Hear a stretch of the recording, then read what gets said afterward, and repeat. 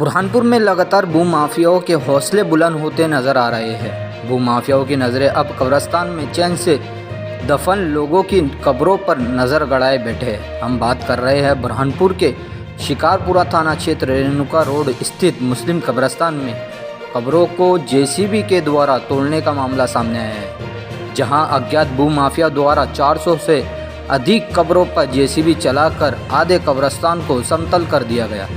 रविवार को जब कब्रिस्तान लोग पहुंचे और आधे कब्रिस्तान को समतल देखकर आक्रोशित हो गए और विरोध दर्ज कराते हुए शिकारपुरा थाना में लिखित शिकायत की है।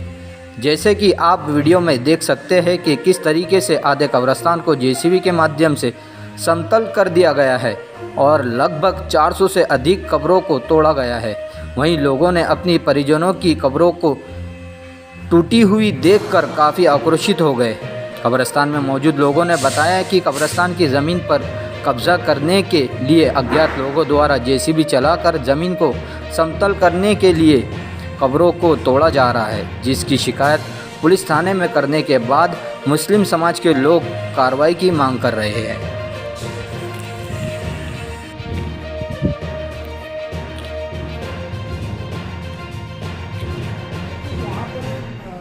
पुराना कब्रिस्तान है, बहुत पुराना कब्रिस्तान है, जो अभी फ़िलहाल में भी लोगों को मतलब वहाँ दफनाया जाता है।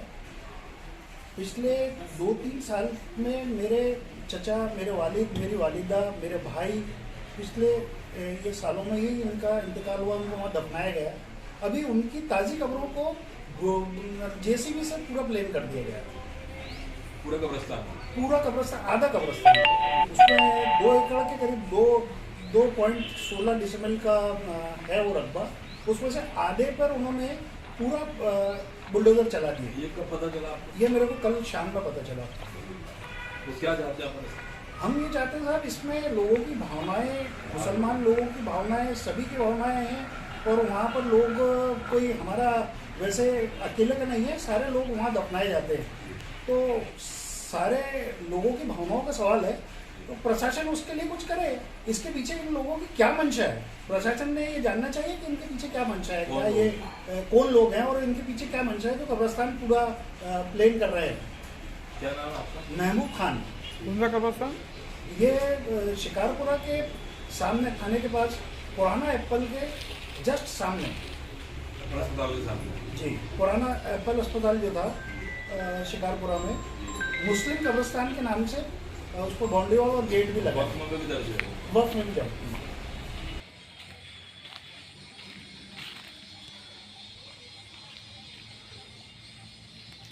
का जो मामला चल रहा है कब्रिस्तान का एप्पल के सामने, तो क्या मामला है सर? ये कोई आवेदक हैं, मैं महमूद खान जी, और इन्हीं के साथ में मतलब 3-4 आवेदक हैं। इन्होंने ये दिया है कि साहब किसी अज्ञात व्यक्ति ने ये 2-3 दिन में कब्रिस्तान में समतल जगह बना दी है, वो जबकि टेकड़ों की थी, और कुछ मज़ारों को भी दबा दिया है। इस बाबत मतलब ये जांच के लिए आवेदन प्राप्त हुआ है मुझे। मैं जांच में इसमें मतलब जांच कर रहा हूँ कि कौन अज्ञात व्यक्ति हैं। तो इसमें थोड़ी जानकारी मिली है कि मतलब यहाँ कोई साफ़ सफाई करने वाले हैं, तो इनकी पूरी आज डिटेल जानकारी लेकर इनके ऊपर कार्रवाई की जा रही है। सर इसमें बता दो कोई कॉलोनी वाले हैं, कॉलोनी वालों ने दरगाह तोड़ डाले, कब्रें तोड़ डाले? नहीं, अभी ये कॉलोनी की तो कोई जानकारी नहीं आई है। बाउंड्री वॉल पूरी सुरक्षित बनी हुई है, चारों तरफ से दीवारों की बाउंड्री वॉल है। इसके अंदर जो टेकड़े और घास और गड्ढे थे, इसको टेकड़े को फोड़ के मतलब उसको समतल करके मतलब मज़ारों को दबाया गया है, ऐसा आरोप लगाया है। इस बाबत ये जानकारी लेके, दस्तावेज लेके कार्रवाई इनके ऊपर की जाएगी। सर आपका नाम? सोहन सिंह चौहान, थाना शिकारपुरा, उप निरीक्षक। शिकायत की हमने शिकारपुरा थाने में इसकी शिकायत हमने शिकारपुरा थाने में की है, और हमारा यही निवेदन है कि बस इस पर सख्त से सख्त कार्रवाई की जाए जल्द से जल्द, और ये जो भी इसमें इन्वॉल्व हैं उन सबको सख्त से सख्त सज़ा मिले। तो किसके द्वारा किया गया है? अब ये तो हमको मालूम नहीं कि किसके द्वारा किया गया है, लेकिन हम इधर से गुजर रहे थे तो हमको पता चला कि यहाँ पे कोई जेसीबी चला, तो हमने हमारे बड़े भाई को बोल के और जो भी हमारे फैमिली मेम्बर जो हैं उनको सब मिलके जो भी हमने एक शिकारपुरा थाने में इसकी शिकायत दर्ज कराई है। तो अब वो तो क्या है, ये इनकी नीयत कुछ गलत होंगी करने की, तो जब ये सब चीज़ें आप देखिए कि पूरा की पूरा कब्रस्तान उन्होंने प्लेन कर दिया, तो कम से कम 200-250 कब्रें थी यहाँ पे सब। तो ये कब्र आप देख लीजिए कि कोई भी कब्र नहीं दिख रही है यहाँ पे। मेरे बड़े पापा की कब्र थी, बड़ी अम्मा की कब्र थी, मेरे फादर की कब्र थी, तो देख लीजिए आप सब की सब उन्होंने प्लेन कर दिए, एक भी कब्र नहीं दिख रही है।